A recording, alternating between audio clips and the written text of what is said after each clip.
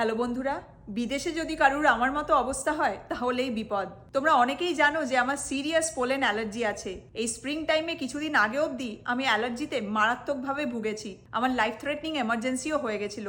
Doctor আমাকে EpiPen দিয়েছে আর একজন অ্যালার্জি স্পেশালিস্টকেও দেখাতে বলেছে। তো গত শুক্রবার গিয়ে আমি এখানকার একজন অ্যালার্জি স্পেশালিস্টকে দেখিয়ে এলাম। উনি দেখে আমার ব্লাড টেস্ট করেছেন। ব্লাড রিপোর্ট আসতে মোটামুটি 7 দিন লাগবে। ব্লাড রিপোর্ট এলে উনি আমাকে ফোন করবেন আর আমাকে কিছু ওষুধ খেতে দিয়েছে। এছাড়া একটা লিস্ট বানিয়ে দিয়েছে যে কি কি আমি করতে পারবো না। ব্লাড টেস্ট ছাড়া আমার এই অ্যালার্জি প্রবলেমের জন্য ডাক্তার বলেছেন যে জুলাই মাসে আমার স্কিন টেস্ট করবে এবং ততদিন অবধি উনি আমাকে যে কোনো ধরনের শেলফিশ মানে কাঁকড়া, চিংড়ি মাছ এইগুলো খেতে বারণ করেছেন। মে মাসে অ্যালার্জির থেকে আমার এমার্জেন্সি হওয়ার পর আমি একটা ভিডিওতে আমার অ্যালার্জির থেকে কি অবস্থা হয়েছিল সেই সব কিছু শেয়ার করেছিলাম।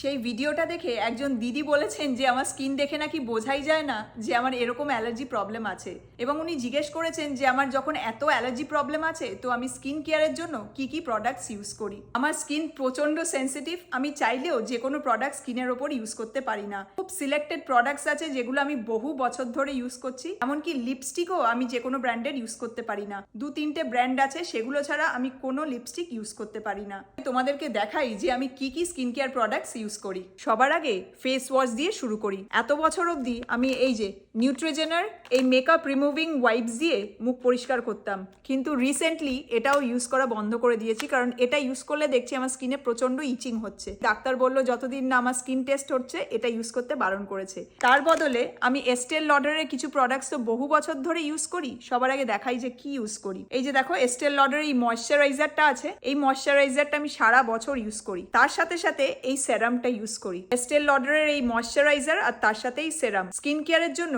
আমি খালি এই দুটো প্রোডাক্টই ইউজ করি। কিন্তু রিসেন্টলি যেহেতু এই ফেশিয়াল ওয়াইপস গুলো আর আমি ইউজ করতে পারছি না, সেজন্য এস্টেল লডারে গিয়ে আমি ওদের একটা ফেস ওয়াশের স্যাম্পল নিয়ে এসেছি। এই যে দেখো, এটা তো 7 দিন হলো এটা আমি ইউজ করছি। আমার এতে কোনো প্রবলেম হয়নি, তাই ভাবছি এটার একটা বড় প্যাক আমি কিনে নিয়ে আসবো।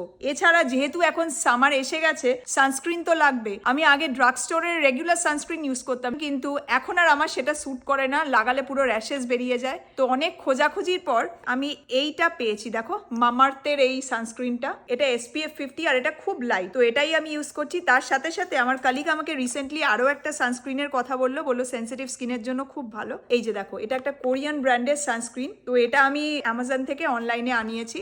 এইটা আমি ইউজ করছি বেশ কিছুদিন হয়ে গেল এখন। তো এটা আমার ইউজ করে কোনো সাইড এফেক্ট হয়নি। আমার খুব পছন্দ হয়েছে, খুব লাইট। কোরিয়ান ব্র্যান্ডের সানস্ক্রিন, কোরিয়ান কসমেটিক্স তো বলে খুব ভালো হয়। আর এটাতে লেখা ছিল যে রাইস পাউডার ইউজ করে। তো কিছুদিন ইউজ করে আমার খুব ভালো লেগেছে। আর সব থেকে বড় কথা, এগুলোর থেকে আমার কোনো সাইড এফেক্ট হয়নি, স্কিনে কোনো র্যাশেস বেরোয়নি বা কোনো চুলকুনি হয়নি। তাই এগুলোতেই আমি স্টিক করছি। তো আমার অ্যালার্জি প্রবলেমের জন্য আমি এই কটা প্রোডাক্টসই আমার স্কিনে ইউজ করছি। ইচ্ছে থাকলেও আমি অন্য কিছু ইউজ করতে পারবো না। ইন্ডিয়াতে থাকলে পরে এত কিছু আমাকে চিন্তাই করতে হতো না, কারণ ইন্ডিয়াতে কত ধরনের হার্বাল তারপর আয়ুর্বেদিক প্রোডাক্টস পাওয়া যায়। আমি যখন ইন্ডিয়াতে থাকতাম তখন কিন্তু আয়ুর্বেদিক প্রোডাক্টসই ইউজ করতাম, কিন্তু এখানে তো সেই সব প্রোডাক্টস অ্যাভেলেবেলই না, অনলাইনে খুঁজেও পাই না। এই মামারটা ভাগ্য করে পেয়েছি। কি সমস্যা ভাবো। বিদেশে যদি কারুর আমার মতো এরকম অবস্থা হয় তাহলেই বিপদ, ভোগান্তির শেষ নেই। তো অ্যালার্জির কারণে এই কটা স্কিন কেয়ার প্রোডাক্টসই আমি এখন ইউজ করি। তোমাদের কি কারুর আমার মতো এরকম সিরিয়াস অ্যালার্জি প্রবলেম আছে? যদি থাকে তাহলে তোমরা কি স্কিন কেয়ার প্রোডাক্টস ইউজ করো, কমেন্ট করে প্লিজ একটু জানিও। তো যাই হোক, তোমরা সবাই খুব ভালো থেকো, সাবধানে থেকো। তোমাদের সাথে পরের মোমেন্টসে আবার কথা হবে। Take care, bye by.